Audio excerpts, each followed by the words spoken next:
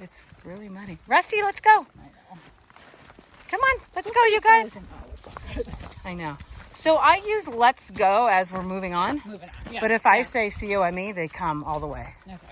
So I'll practice one of those real quick. And again, say come, and if they don't come, press and hold that tone button. Come. Rusty, come. Drop. Good. Sit. Sit. Good. Stay. Stay. And they stay. No, you guys stay. And usually I put the ball away. And I see a runner coming, so I'm going to address that. I usually put the ball away because it just makes it easier. Yep. Good dogs. Break. So recall is all the way to you, and let's go as we're moving on. So she's trying. So see how she's being annoying? Yep. So nope. Wren, nope. I didn't use the button. Drop. Good. If she didn't drop right there, and I would have tapped. Fingers on the button. Wren, sit. Stay. You stay. Firm. Stay. Rusty, go get that. Good. Break. So now I'm going to not let her. Nope. That was me. You know, like, don't be good. Good girl. Drop. Rusty, drop. That would be tapping. He's like sticking on it. Good girl. Go get it. But now I want her to like recover from that zap. So here comes the runner. Come here, Rusty. Nope. Come. Nope. Good. Backed up my nope with that. Not about the drop. Get your ball. She bounces back super quick. I'm not too worried. But I did say nope. Yep. So I'm constantly like, again, like I said at the beginning of the session, it is, we are really, I'm teaching you how to stop behaviors, not working with motivation so much in this session, but I do think about it a lot. Yeah. How does she look after that? She looks pretty good. She's not like tail tucked and hiding. Yeah. You know, so if she were tail tucked and hiding, I wouldn't be so on the red button right now. I'd be working on building her back up before I give her another sort of punishment-y style thing. Punishment stops behaviors. So that's what we're doing. And if you're just like, no, all done. All done.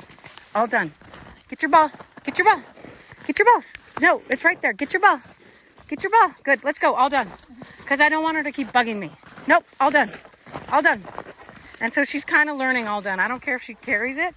But she actually, if at home, I'd probably put it away at some point. Or I wouldn't care. But now I have to pay attention because I don't want to lose my orange ball. Good girl. Let's go. So let her carry it. I could care less. But stop being... Don't knee me. And I'll put it in my pocket. All done. Nope. All done. Let's go. All done. Break. And then she lets it go. Kind of. Takes her a minute. Let's go. Let's go. Break. And maybe I can take it from... Where's your stick? We could put it on a stick. And then I don't care if she loses it. Let's get a stick. Get that stick. Get it. Come on. Let's go. Let's go. So put it on a stick. You know. Maybe don't bring a ball. But if she gets too annoying with the other dogs, you get your stick. Let's go. You can tell her nope or just tap the red button. At a high number for that one. How you can use, like, actually call them to you. Here's the e-collar. Call them to you and do like a heel. And say nope if they get ahead and good if they're doing it. And they're distracted by the stick, so. Hey, heel. Good. Rusty heel. Tell her no. Red heel. Keep walking. Heel. Heel. Good. Heel. Red heel. Heel. Good. And then say break whenever you feel like it. So what happens there is you're like passing a dog that's the owner's off the trail.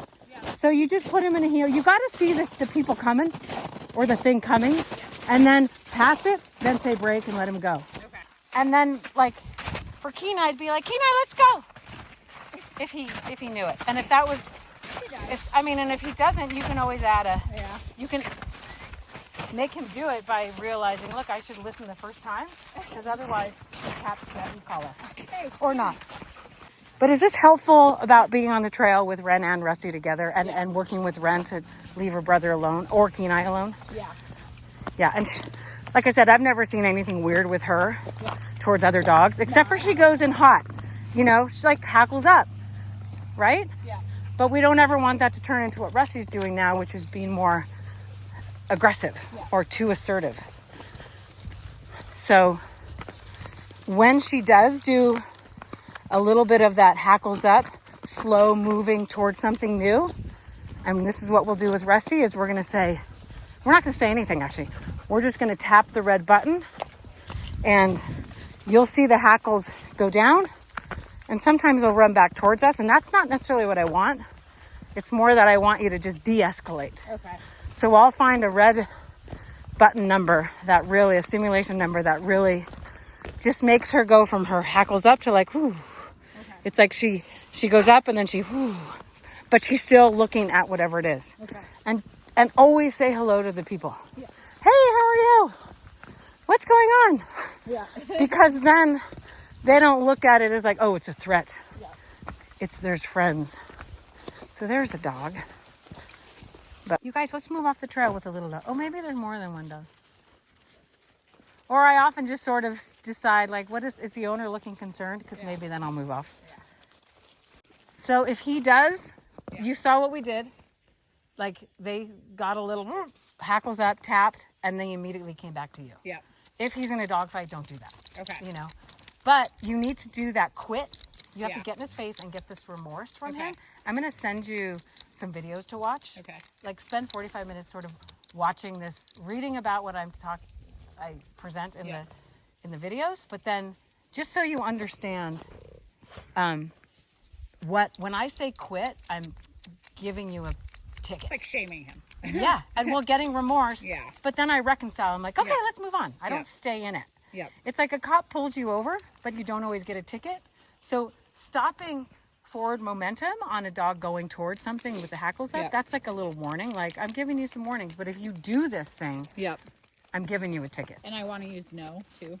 Yeah, so no is sort of the warning. Yeah. No, you can water down. No, no, no. But if I say quit, Okay. I get But in like their face. while I'm tapping him, it's hackles. Yeah, right? yeah. Okay. You can, or you can just let it be his own. Hello. Come on, you guys. Good. Come here. Good, Marlo. Marlo, come on. Come on, Willie. Isn't that good? Come on. He's very friendly. Marlo, you stay. It looks like a Come. good girl. Good girl. And if a dogs were running up into my space, then I would, and I've deemed them all friendly, I would just say break at the last minute. Because otherwise the dogs are going to break anyway. Mm-hmm. So maybe could have been what happened earlier, where you're holding them in a sit stay, and if the dog gets too close, again, remember I was talking about space? Yeah.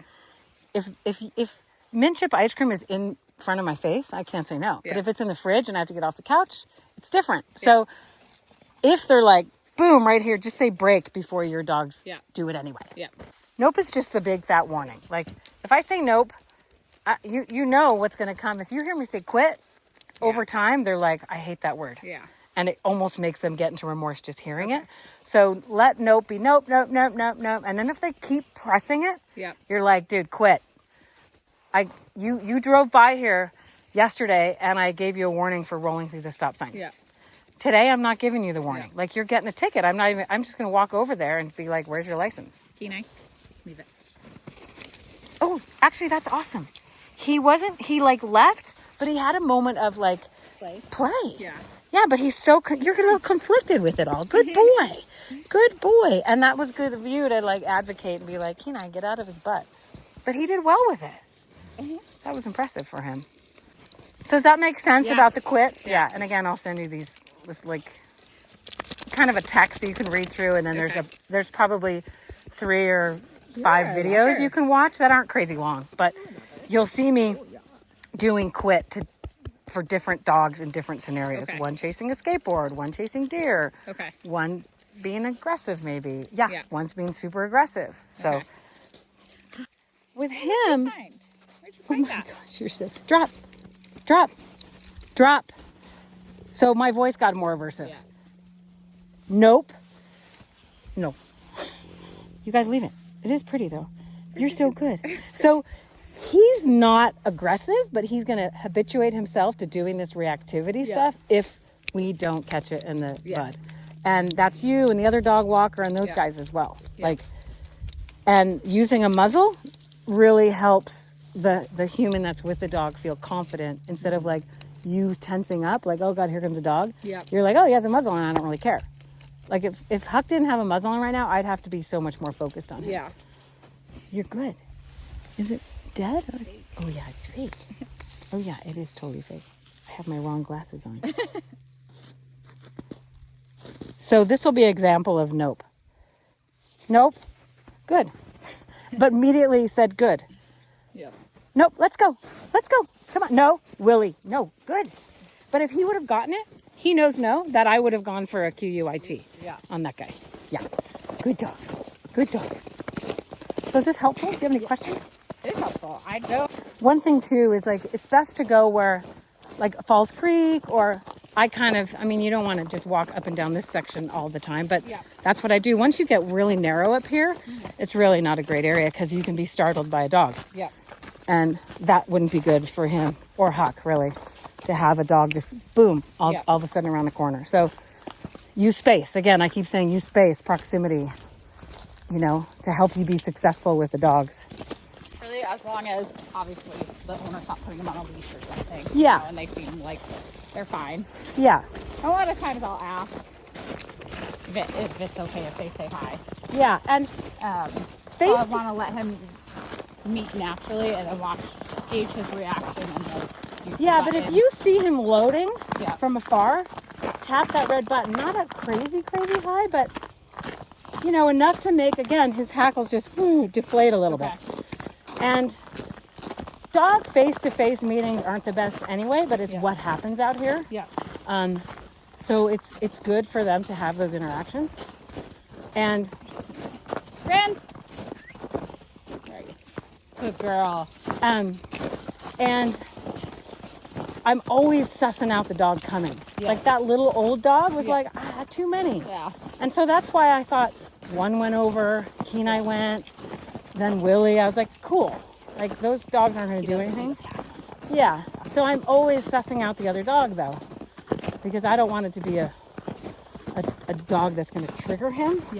But every now and then you need that trigger so you can do that quit. And then he gets that other side of he's been reinforcing his behavior by getting on dogs, growling, whatever he does, you know, he's reinforcing it because he gets away with it. So you want to have him not get away with it anymore. So a couple times of having good interactions where he doesn't get a quit event. And then every now and then you're like, don't forget, this is what's going to happen. Willie, come. Come on, bud. Good. You want him to try to meet some dogs naturally, and have good encounters. Nothing bad happens. But every now and then, he has to have one or two of those, what he just had, to be like, oh, I get it.